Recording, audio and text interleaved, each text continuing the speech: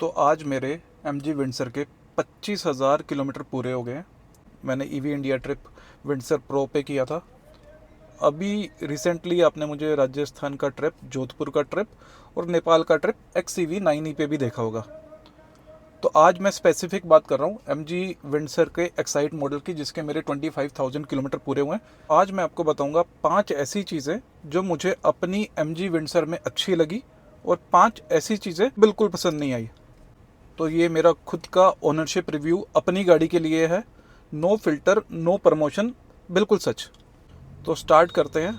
पहली 5 चीज़ें जो मुझे अच्छी लगी, अच्छी चीज़ों से स्टार्ट करते हैं। पहली चीज़ है भाई रनिंग कॉस्ट, दिल खुश हो जाता है। तो मैं इससे पहले MG की एस्टर चला रहा था।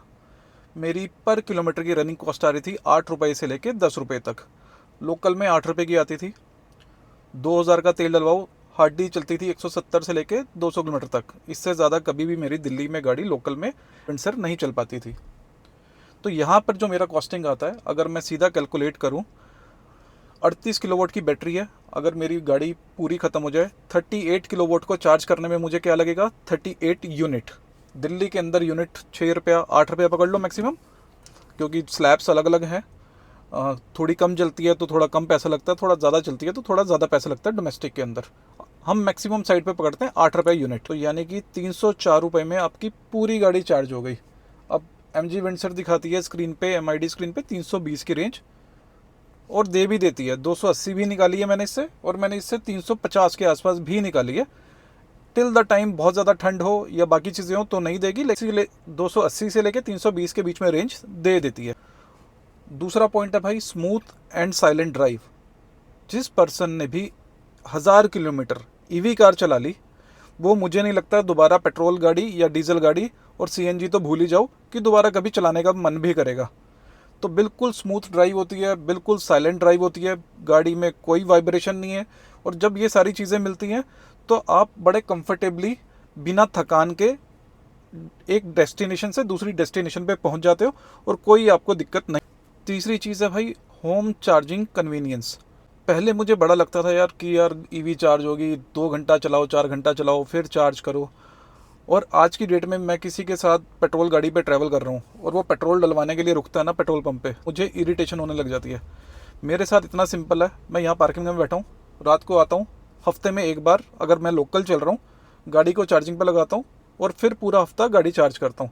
और मेरे पास कोई पार्किंग नहीं है, कोई कुछ नहीं है, सिर्फ गली में गाड़ी खड़ी होती है मेरे घर के नीचे। और ये मैं आपको कैमरा उल्टा करके दिखाता हूँ, अगर आप देखोगे वो वहाँ मेरा चार्जर लगा हुआ है। मेरा घर 2nd फ्लोर पे है, MG ने ही लगवाया ये सारा कुछ, वहाँ से वायरिंग करके इसको नीचे लगा दिया है। यही मेरा पार्किंग होता है। और जब से मेरा यहाँ पे बॉक्स लगा है तब से कोई और यहाँ पार्क भी नहीं करता गाड़ी। उनको पता भाई इसकी आएगी यहाँ पे चार्ज होगी, तो कोई लगाता भी नहीं है। तो मेरी बल्कि पार्किंग सिक्योर हो गई है ये, ना आपको पोल्यूशन करवाना है, तो कन्वीनियंस बहुत है। चौथी चीज़ है भाई इंस्टेंट पिकअप। इसका जो टॉर्क है ना बहुत अच्छा है। कोई भी EV कार का टॉर्क बहुत अच्छा होता है और बड़ा मज़ा आता है। आप जब हाईवे पे ड्राइव करते हो, ओवरटेक करना हो, तो बड़ा आप इंजॉय करते हो ड्राइव को। इवन रेड लाइट हो, जैसे रेड लाइट खुलती है तो सबसे आगे EV वाले ही होते हैं। अगर सही से चला रहा है कोई तो पिकअप देके आगे निकल जाता है। जो ड्राइव करते हैं, जो ड्राइविंग को इंजॉय करते हैं, उनके लिए बहुत अच्छी चीज़ है। तो 5वीं चीज़ है जिसको आप वेट करे होंगे कि शायद मैं नेगेटिव के अंदर पहला पॉइंट बोलूँगा, लेकिन नहीं, मैं उसको अब पॉजिटिव में काउंट कर रहा हूँ। तो 5वीं चीज़ है नो रेंज एंजाइटी। इनिशियली जब मैंने गाड़ी ली तो मेरे को बहुत ज़्यादा रेंज एंजाइटी होती थी। 2-3 बार मैंने गाड़ी भी खड़ी करी, लोगों ने कई बार अच्छे अच्छे कमेंट भी दिए मुझे। पर अब मैंने 35 के आसपास ट्रिप कर लिए। एक सोलो ट्रिप कराया मैं दिल्ली से लेके इंडिया का पूरा कन्याकुमारी होते हुए, सिर्फ 10,000 के अंदर। उसके अगर आपने वीडियो नहीं देखे हैं तो मेरे चैनल पे है, देख सकते हो। नेपाल 3 बार हो आया हूँ गाड़ी से मैं, EV कार से। 2 बार विंडसर से गया हूँ, 1 बार XCV से गया हूँ, 1 बार स्कूटी से भी गया हूँ अगर किसी को चेक करना है। और वो नेपाल काठमांडू वाला नेपाल नहीं, एक नेपाल का बॉर्डर दिल्ली से 5-6 घंटे के डिस्टेंस पे है, मैं वहाँ की बात कर रहा हूँ। काठमांडू भी नेक्स्ट मंथ प्लान्ड है, तो स्टे ट्यून्ड।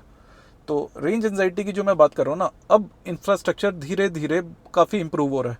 एग्जाम्पल के लिए मैंने एक शॉर्ट वीडियो डाला दिल्ली से लेके जयपुर तक। अगर आप मुंबई एक्सप्रेसवे से जाओ, सिर्फ एक चार्जर था वॉलेटिक का, तो वहाँ पर काफ़ी भीड़ रहती थी और काफ़ी वेटिंग होती थी, तो वो बड़ा दिक्कत वाला काम था। उस 3 महीने के बाद उसी पॉइंट पे 6 चार्जर हैं, 2 इस साइड हैं इलेक्ट्रीफाई के, 2 उस साइड हैं इलेक्ट्रीफाई के, दोनों साइड एक एक वॉलेटिक का है, और आगे भी लग गए हैं काफ़ी सारे। तो जहाँ पर पहले 1 या 2 चार्जर थे, अब वहाँ पे 10-12 चार्जर उस रोड पे हो चुके हैं। इंफ्रास्ट्रक्चर काफ़ी ज़्यादा बूस्ट हो रहा है, तो चीज़ें नॉर्मल हो रही हैं। और फ्यूचर में जैसे जैसे आप बढ़ोगे तो और चीज़ें, अब मैं पॉजिटिव मानता हूँ, अब मुझे रेंज एंजाइटी नहीं होती। मैं गाड़ी लेकर ईवी कार, जो लोग कहते हैं सिटी ड्राइव, मेरे को तो इतना कॉन्फिडेंस है मैं कहीं भी जा सकता हूँ। जो पेंडिंग पड़ा है अगले 3 महीने में वो सारी लोकेशन भी कवर हो जाएंगी। तो अब बात आती है नेगेटिव चीज़ों की। बहुत ज़्यादा पॉजिटिव बातें होगी, लेकिन हर चीज़ पॉजिटिव नहीं हो सकती, कुछ चीज़ें नेगेटिव भी होती हैं, या मेरे लिए नेगेटिव हो सकती हैं, आपके लिए ना हो, उसके ऊपर बात करते हैं। तो पहली चीज़ नेगेटिव में मैं बोलूँगा चार्जिंग टाइम ऑन हाईवे। ये रिलेटेड है, अभी जो मैंने थोड़ी देर पहले बोला पॉजिटिव चीज़ और ये नेगेटिव चीज़ रिलेटेड है, वो बताता हूँ क्यों। इसके लिए हम लोग भी दोषी हैं, हम लोग मतलब ईवी कम्युनिटी। एक चार्जिंग पॉइंट आया, आपने पहले प्लान करके गए हो कि आप यहाँ पे चार्ज करोगे। होता क्या है, वहाँ पर कोई XYZ कोई पर्सन आ गया जिसके पास ईवी है, उनको पता है कि ईवी चार्जिंग स्लो हो जाती है 80% बैटरी के बाद। अगर आपकी गाड़ी 80% चार्ज हो गई है तो उसके बाद वो काफ़ी ज़्यादा स्लो कर देती है। मान लो अगर 60 किलोवाट आपको मिल रहा है 80% चार्जिंग तक, तो वो 80% के बाद वो 30 हो जाएगा, 30 के बाद 10 हो जाएगा, 10 के बाद 5 हो जाएगा, टैपर डाउन करती है अपने आप को, तो स्लो हो जाती है। तो लोग क्या करते हैं, किसी की 80% चार्ज हो गई है, किसी की 99% चार्ज हो गई है, तो वो पूरी वेट करता है यार मेरी 100% चार्ज हो तब मैं निकलूँ जाके। अभी भाई सबको समझना पड़ेगा, इंफ्रास्ट्रक्चर बहुत लिमिटेड है। आप डीसी चार्जिंग पे चार्ज कर रहे हो, बिल्कुल करना है आपको, हाईवे पे जाओगे कोई और ऑप्शन नहीं है, लेकिन प्लीज़ 80% चार्जिंग तक ही अपनी गाड़ी को डीसी चार्जिंग पे चार्ज करो। सामने कोई वेट कर रहा है, चाहे मैं नहीं हूँ कोई और है या आप खुद हैं, तो ये मुझे लगता है कि यार थोड़ा सा सिविक सेंस वाला इशू है, और इसको हमारे को पॉजिटिव लेकर चलना चाहिए और इस चीज़ को दूर करना चाहिए ताकि कम्युनिटी बढ़े, लोग ईवी की तरफ आएँ। अगर लोग पार्किंग में अपनी गाड़ी लगाते हैं, 100% चार्ज हो जाती है, और वो घूमने कहीं गए हुए हैं, स्पेशली मॉल्स के अंदर जो होता है चार्जिंग पॉइंट लगे हैं, तो गाड़ी लगा के चले गए मूवी देखने के लिए 3-3.5 घंटे की। तो भाई प्लीज़ हाथ जोड़ के रिक्वेस्ट है, ये मत करो। मैं खुद भी 2-3 बार फंसा हूँ इस चीज़ के लिए। और थोड़ा सा यार, अगर हम नहीं समझेंगे तो कौन समझेगा। मैं खुद ये करता हूँ, कोई सामने वेट कर रहा है, अगर मेरी गाड़ी चार्ज है, मुझे पता है मेरे को आगे जाके 2 घंटे बाद भी कोई चार्जर मिल जाएगा, 1 घंटे बाद भी मिल जाएगा, मैं उसके लिए जगह छोड़ देता हूँ कि भाई तू आ चार्ज कर ले। और कई लोग मेरे साथ जुड़े हैं व्हाट्सएप पे या इस पे, जो यूट्यूब पे, वो जानते हैं, जो मेरे को रास्ते में मिले हैं, कि मैं ऐसा करता हूँ और काफ़ी लोग ऐसा करते हैं। तो सब लोगों को थोड़ा सा सिविक सेंस रखते हुए ये चीज़ें करनी है, या मैं ईवी प्रमोट होगी, नहीं तो काफ़ी झंझट रह जाएगा। और दूसरा पॉइंट है भाई फास्ट चार्जर डिपेंडेंसी। अब इसका ये क्या है, ये है कि भाई कोई भी पर्सन ट्रिप प्लान करता है, जैसे मैं प्लान करता हूँ प्लगशेयर ऐप से या eHub बाय MG के, उससे मैंने 2 चार्जर ढूंढ लिए कि मैं रास्ते में यहाँ चार्ज करूँगा। जब आप वहाँ पहुँचते हो लाइट चली गई, या फिर वही बात, कोई किसी और ने गाड़ी लगाई हुई है, या उसकी स्पीड भी पूरी नहीं आ रही है। चार्जर है 100 किलोवाट का, स्पीड आ रही है 30-35 किलोवाट। अभी मेरे साथ रिसेंटली हुआ जोधपुर के अंदर, वहाँ स्पीड आ रही थी सिर्फ 9 किलोवाट की, चार्जर था जियो का 60 किलोवाट का। तो ऐसे इशू हुए। दूसरा उसी टूर पे एक और इशू आया, किंग होटल है जयपुर में, वहाँ पर लगा हुआ था एक चार्जर 60 किलोवाट वाला, मैंने उस पर लगाई, स्पीड आ रही थी 35 किलोवाट की। तो एक ये इशू भी आते हैं, जो डिपेंडेंसी है हमारी फास्ट चार्जर्स पे। तो वहाँ पर कई बार चार्जर फास्ट नहीं होते, नॉन वर्किंग होते हैं, लाइट की वजह से नहीं चल रहे होते। तो एक ये इशू मेरे को अभी तक 25,000 किलोमीटर गाड़ी चलाने के बाद लगा है। तीसरा है पब्लिक चार्जिंग कॉस्ट। एग्जाम्पल के लिए जियो की चार्जिंग की कॉस्ट आती है 21 रुपीज़ हर जगह पे, लेकिन और स्टैटिक की कॉस्ट होती है 18-19 रुपये हर जगह पे, प्लस GST एक्स्ट्रा।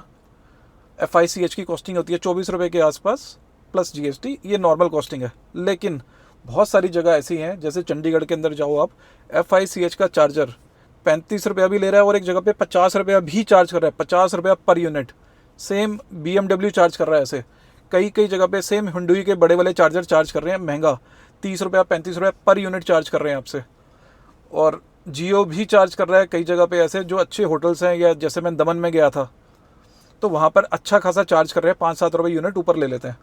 तो अभी मैं रिसेंटली नेपाल के ट्रिप पे था, तो वहाँ पर मेरी पूरी गाड़ी चार्ज होने की, विंडसर नहीं XCV 9 79 किलोवाट, मेरी पूरी गाड़ी चार्ज होने की कॉस्ट इंडिया की करेंसी के हिसाब से आई 0 से 100 तक 437 रुपये।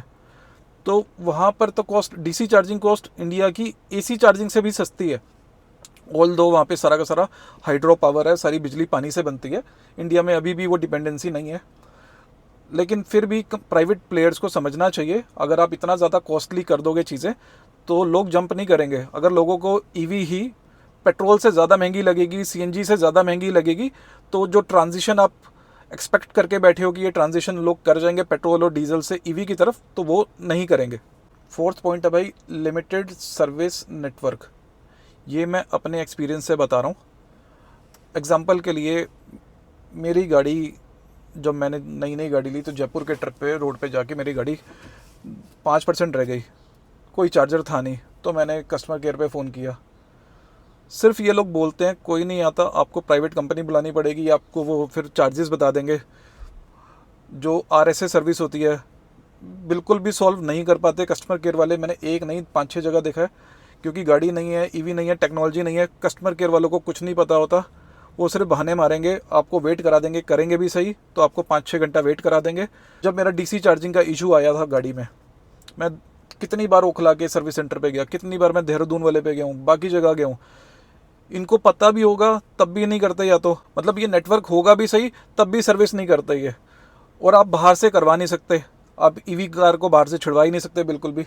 तो डिपेंडेंसी सारी की सारी इनके सर्विस सेंटर पे हो जाती है, और वो सर्विस सेंटर वाले अगर आपको सही से सोल्यूशन ना दें, आज भी काफ़ी लोग परेशान चल रहे हैं जिनकी गाड़ी में डीसी चार्जिंग इशू है। MG विंडसर में मेरे पास आज भी मैसेज आती हैं लोगों के। आपकी डिपेंडेंसी सर्विस सेंटर वालों से हटके प्राइवेट प्लेयर्स तक नहीं पहुंच जाती पेट्रोल और डीजल कार की तरह, तब तक ये भी एक थोड़ा सा इशू रहेगा। लोग कम चर्न होंगे, लोग कम आएंगे पेट्रोल और डीजल की गाड़ियाँ छोड़ के ईवी की तरफ। 5वां पॉइंट बड़ा फनी होने वाला है भाई, ये मैं क्योंकि ये मेरा पर्सनल एक्सपीरियंस के ऊपर मैंने वीडियो बनाया। तो 5वां पॉइंट है भाई, तो पीपल्स क्वेश्चन।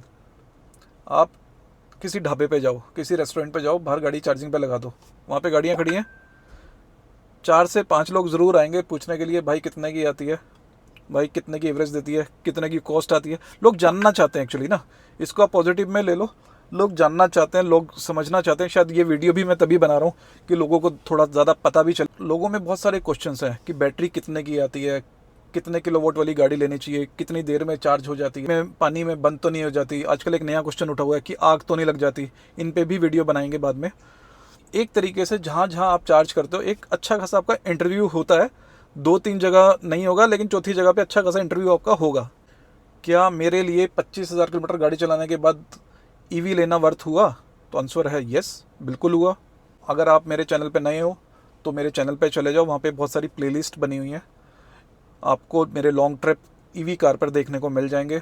अभी रिसेंटली मैंने एक ईवी इंडिया ट्रिप किया था, इससे पहले गोवा ट्रिप किया है, उससे पहले मनाली ट्रिप किया है, और एक अलग से सेक्शन मिलेगा वीकली रोड ट्रिप्स। वहाँ पर मैंने 30 से ज़्यादा सिंगल डे वाले या 2 दिन वाले, जयपुर चला गया, महसाना चला गया, नेपाल चला गया, ऐसे ऐसे ट्रिप डाले हुए हैं। बीर बिलिंग चला गया, हिमाचल चला गया, मनाली चला गया। तो ऐसे ऐसे करके बहुत सारे ट्रिप डले हुए हैं, तो आप उनको भी चेक कर सकते हो, और आप उसमें देख सकते हो कि आप कैसे टूर को प्लान कर सकते हो, कहाँ गाड़ी चार्ज कर सकते हो।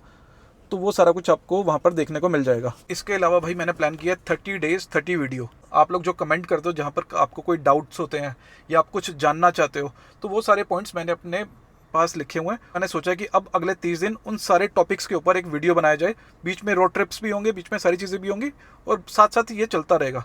तो 30 डेज 30 वीडियो, 31 मार्च तक आपको रोज़ एक वीडियो देखने को मिलेगा। मेरी कोशिश रहेगी कि मैं जो भी आपके डाउट्स हैं उन सबको क्लियर कर पाऊँ। तो एक क्लोजिंग रिमार्क दे देता हूँ, ईवी परफेक्ट नहीं है, लेकिन फ्यूचर डेफिनेटली ईवी है।